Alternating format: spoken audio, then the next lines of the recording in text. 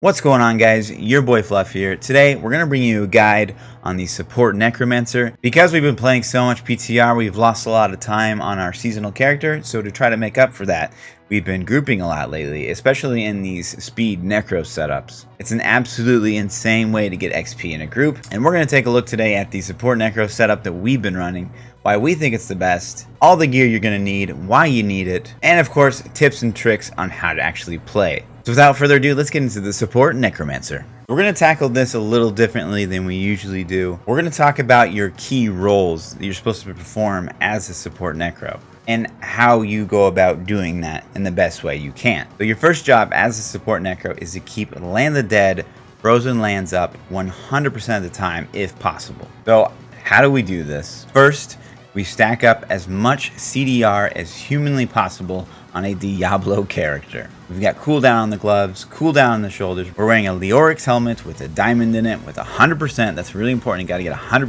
Leorix. We're wearing a vigilant belt. We've got cooldown on our weapon. We've got cooldown on our shields. We're even wearing the captain's set, which says the 2-piece bonus reduce cooldowns by 10%. We have cooldown on our necklace and of course both ring slots. This is going to bring your cooldown reduction up to an almost 70%. Now, even on top of that, we are running in-geom. Every single time you kill an elite pack, your skill cooldowns are reduced by 10 seconds. So this is going to shave off some serious time on your Land of the Dead cooldown when you kill an elite pack. On top of that, we're also using Obsidian Ring of the Zodiac, which says reduce the remaining cooldowns of one of your skills by 1 second when you hit with a resource spending attack. And in this particular setup, we are running Death Nova with Blight. Every single time we're spamming this ability and we're hitting mobs, we're reducing the cooldown on Land of the Dead. And of course, we're using Gogok of Swiftness, which gives us a flat 15% cooldown reduction on its secondary effect. So all said and done, we have a ton of cooldown reduction, and you're really going to see almost 100% uptime on Land of the Dead, and that is your number one job. Spam that Death Nova as much as you can to keep that Land of the Dead frozen lands up 100% of the time. Now, why else is that important? Not only does Land of the Dead frozen lands, obviously it freezes mobs on the screen, which ensures that your group isn't taking unnecessary damage, keeps those squishy necro DPS alive, but it's also super important because we're using Devour with Cannibalize in conjunction with Life from Death. So as you guys know, we've talked about these two skills in combination in countless Necromancer videos. Land of the Dead lets you spam Devour without requiring a corpse. Now obviously that's amazing synergy in and of itself, but we're actually going to use Life from Death in this as well, which says consuming a corpse has a 20% chance to spawn a health globe. You guys are going to see here, we're going to hit Land of the Dead and we're going to spam Devour, and you guys are going to see these health globes popping up like crazy.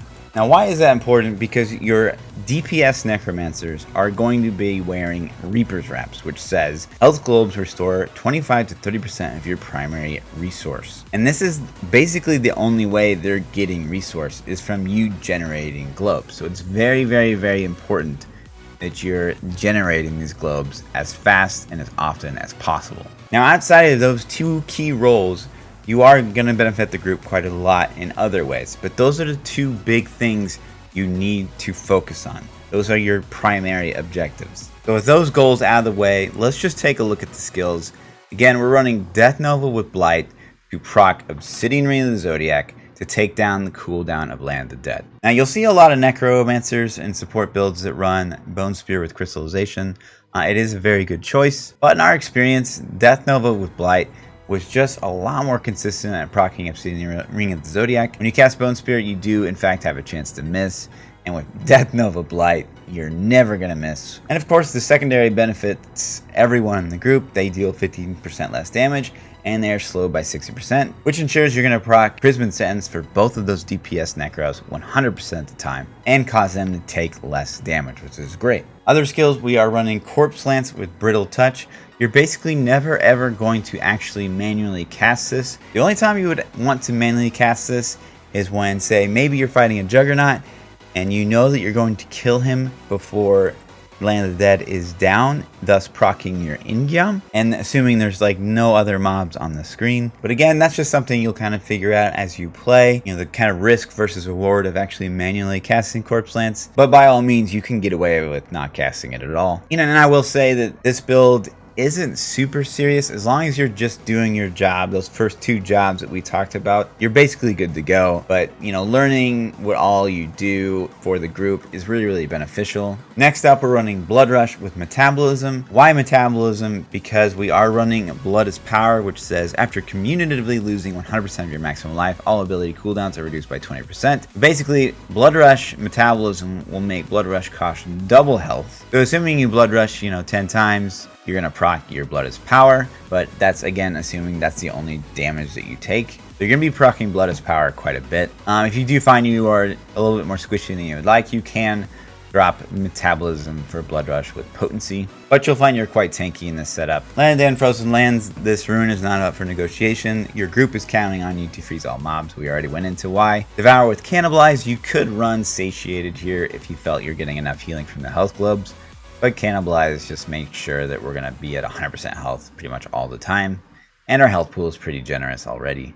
In your last skill here, you're running Curse of Frailty with Aura of Frailty, which states basically the mobs will just blow up at 15% health, which is really nice. So kind of your third most important role probably is to make sure that elites especially are always affected by this curse. And one of the ways you can make this easier and benefit the group a lot more is by increasing your pickup radius. This is actually pretty important to this build.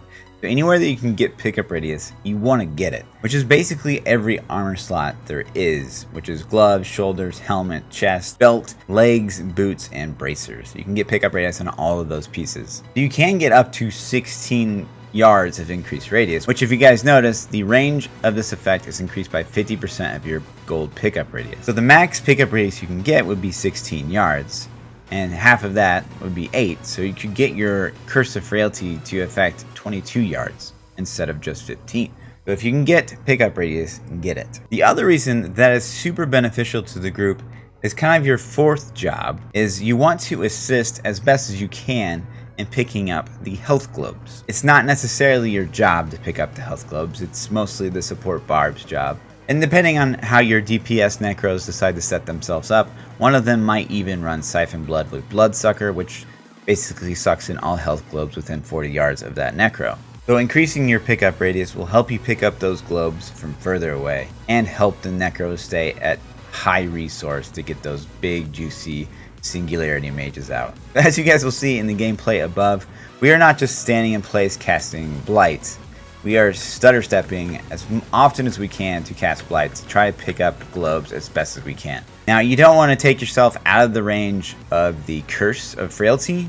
You don't want to like go chase the globe all the way out here if say your elites are right on top of you. You want to stay in range so they get that, you know, 15% immediate death. Now, one of the ways you can make sure that you're doing your job is in the chat log, you'll see that you are doing all of the killing. Every elite should say it was killed by Fluffy or whatever your character's name is. If you at any point see that someone else in your group got the kill, you messed up. You didn't do your job. Now, I will say that although this is very tanky setup, there are things that will still kill you. You can't just stand inside arcane lasers. You can't just stand in, you know, desecrations. You can't stand in grotesque blowing up. You will have to make use of your blood rush to, you know, get out of bad stuff. Don't just sit there and stand in molten. Really not hard to survive in this build, but you just can't be like super stupid. Now for other passives, we are running Final Service. This is really nice because if you die, there's a good chance that your DPS Necros will die, and you don't want that. So this is a really good choice in this setup. We're also using Standalone because, again, we're not running pets. We're going to get 100% armor at all times.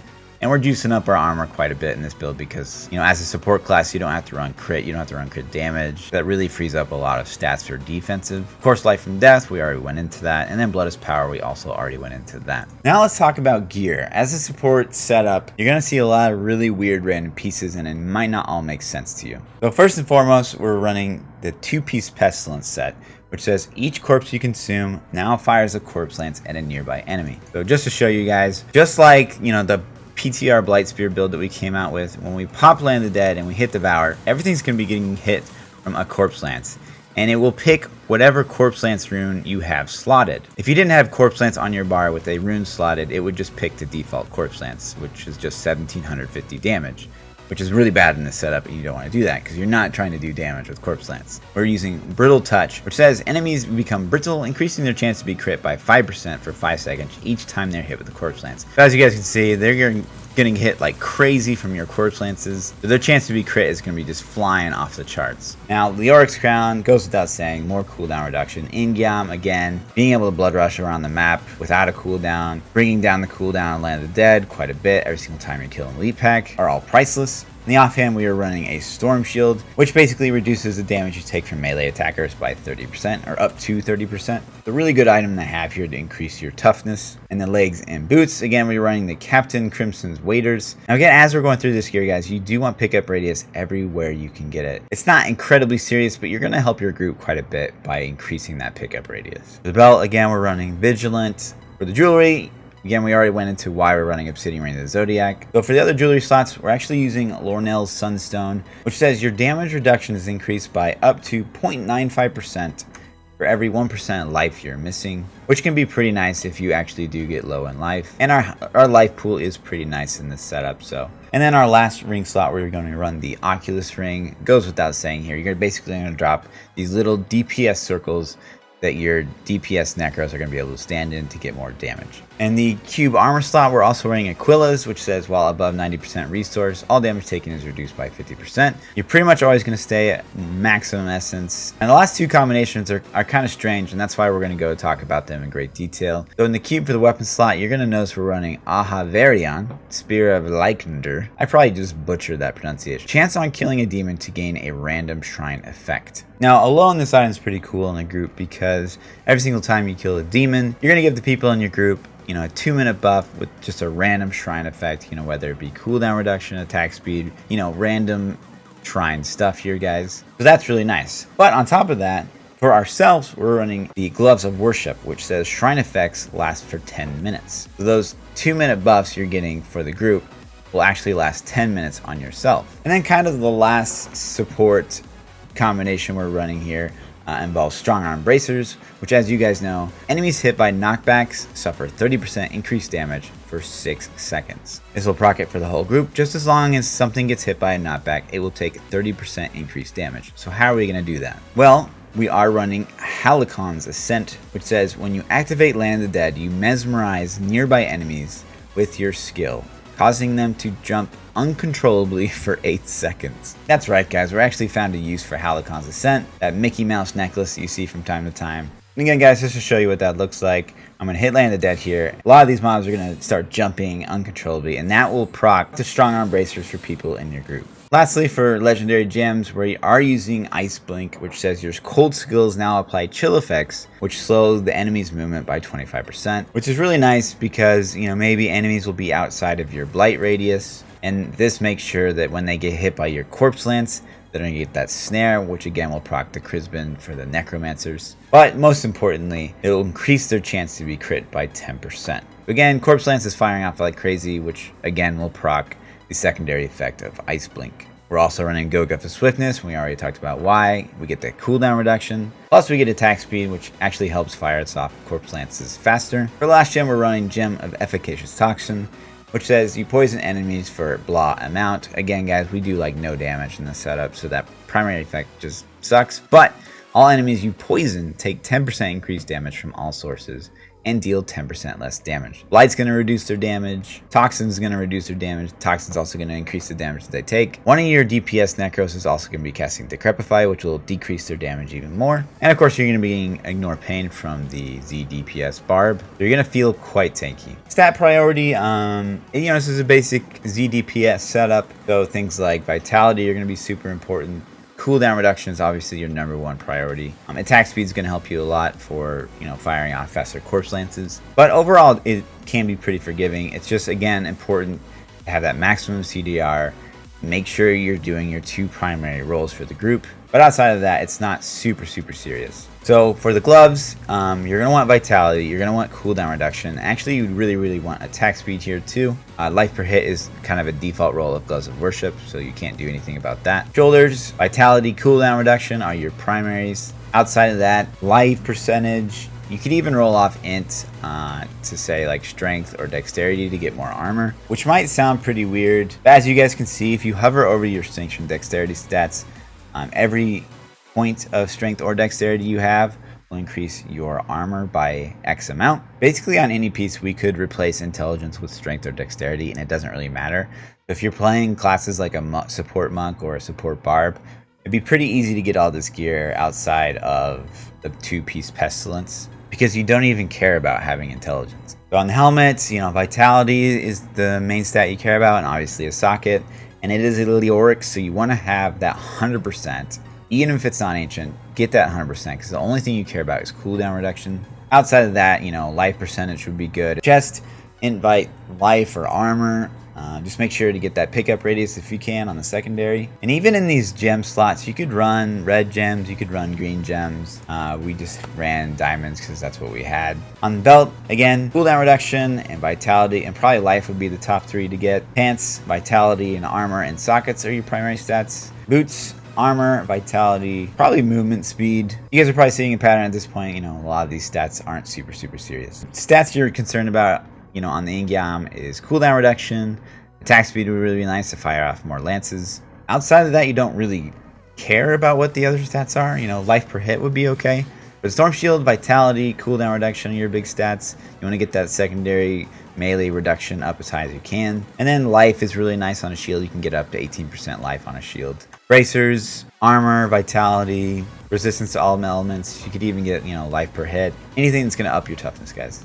On the necklace, cooldown reduction, socket, and attack speed are your primary attributes here. Obsidian Ring of the Zodiac, preferably would probably want to cube this if you could get like a pretty perfect Sunstone and Oculus Ring, because crit helps us none whatsoever, nor does resource cost reduction. So on this item, socket, cooldown reduction, and attack speed are going to be your main stats. Same goes with Lornell Sunstone or even Oculus Ring. Cooldown reduction, attack speed, and socket are your primary stats. Outside of that, it's whatever. And that's basically gonna do it for the guide, guys. It's a really easy build to play once you get used to it. This is kind of the best setup that we've landed on. We like this a lot better than a lot of these support necro guides that we've seen out there. We've had a lot of success in this setup, you know, speeding through GR100s in anywhere from 2 minutes to 4 minutes. Really fast, really easy. Tons and tons of XP to be had. And also the great thing about being a support necro is that your paragon doesn't necessarily matter.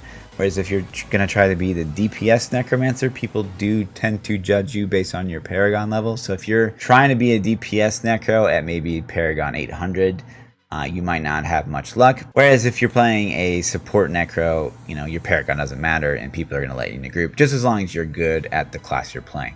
I also want to mention that you want to make sure you kind of communicate with your group. Don't just join a group and be like, I'm a support necro, and jump into the group running this setup exactly. Make sure you communicate with the other necros to make sure what curses they're running, what you're running. Avoid any confusion about what you should and shouldn't be doing. There's a lot of different group variations out there, and while I think this one is kind of the best for speeds, there's a lot of, you know, good groups out there that run slight variations. But hopefully that covers a lot of the questions. We've been getting a ton of questions since we started playing this in stream. And if you guys think of any more, feel free to ask in the comment section below. As you guys know, we try to do our absolute best job of replying to basically every question that we get. It is a full-time job at times, so if we're not getting to your question right away, I promise you we will try. We appreciate everyone else that chimes in to maybe answer the question before we have the chance to, but we try to give you as much juice as we can. But that's going to about do it. This will increase your paragon like crazy. You're going to speed through rifts like you've never speeded through rifts before. You're going to be able to gear share with those other necros in the group. Get some really, really sweet items if grouping is your thing. Big shout out to, you know, all my subscribers on Twitch. The people you can see in the above donation amounts. It's crazy. A big shout out to you guys. We appreciate all the support. Every little bit helps. At the end of this video, we're going to just, you know, showcase some gameplay. It started out as a pretty terrible rift that we just still managed to face roll through in 3 minutes. And again, guys, if you have any questions about how I'm playing the class, feel free to ask them in the comment section below. So as always, guys, like, subscribe, come over to Twitch, ask your questions, support us on Patreon or Twitch, whatever you guys are comfortable with. We love you guys. Peace out.